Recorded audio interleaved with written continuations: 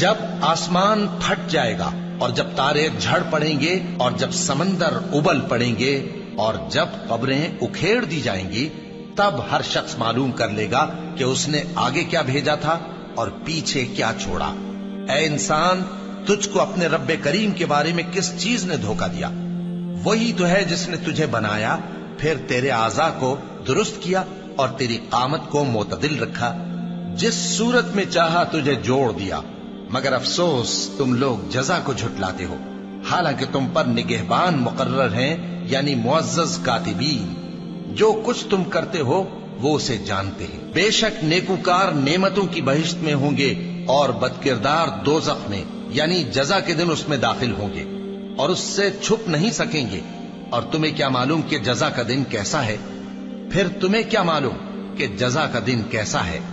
جس روز کوئی کسی کے کچھ کام نہ آ سکے گا اور حکم اس روز اللہ ہی کا ہوگا۔